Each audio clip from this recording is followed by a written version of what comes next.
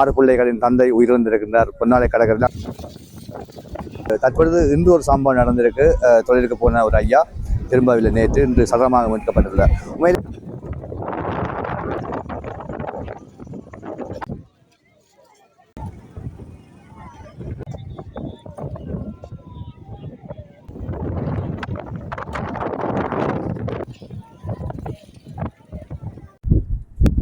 வணக்கம் ரகுலே, உங்களுக்கு தெரியும் அண்மை நாட்களாக இயற்கையின் பூர தாண்டவம் இலங்கையை ஆட்டி படைத்துக் கொண்டிருந்தது.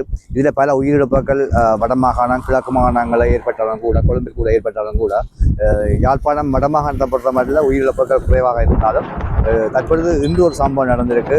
தொழிலுக்கு போன ஒரு ஐயா திரும்பவில்லை, நேற்று இன்று சடலமாக மீட்கப்பட்டுள்ளார். உண்மையிலே மீண்டும் மீண்டும் அரசாங்கம் சரி, பொது அமைப்புகளும் சரி, கடலோரம் சார்ந்த திணைக்களங்களும் சரி அறிவுறுத்துறைன்னு சொன்னால் கடலுக்கு செல்ல வேண்டாம் என்று சொல்லி உண்மையிலே தங்களது மக்களின் வறுமை காரணமாகவும் சில பேர் அந்த சொற்களை மீறி செல்கின்றார்கள். உண்மையிலே அரசாங்கத்தின் நடைமுறையை இந்த சிறுவர்களை கேட்டு அதற்கு நடந்தால் இந்த பிரச்சனை வந்திருக்கு. அது உண்மையிலே இன்றைக்கு ஒரு 6 பிள்ளைகளின் தந்தை உயிரிழந்திருக்கின்றார் பொன்னாலை கடற்கரையில். அங்கே வந்து நிற்கிறோம். இந்த வீடியோ பாருங்கள். உண்மையிலே இனிவரும் காலங்களிலாவது மக்கள் தெளிவாக இருக்க வேண்டும். அரசாங்கத்தின் நடைமுறை அறிந்து அரசாங்கம் சொல்வதை கேட்டு, இந்த காலநிலை அவதானிப்பாளர்கள் சொல்வதை கேட்டு கடலுக்கு செல்லாமல் உங்கள் உயிர்களை நீங்கள் பாதுகாத்துக் கொள்ளுங்கள். இன்றைக்கு ஒரு அநியாயமாக ஒரு 6 பிள்ளைகளின் தந்தை பொன்னாலை கடலிலே காணாமல் சடலமாக மீட்கப்பட்டு அது தொடர்பான நீங்கள் பார்த்து கொண்டிருப்பீர்கள்.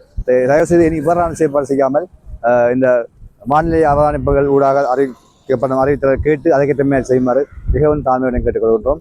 அன்னாரின் குடும்பத்துக்கு, அதாவது இந்த பொன்னாலை பகுதியிலே கடல் அனத்தினால் சித்த குடும்பத்தினருக்கு அந்த அனுபவம்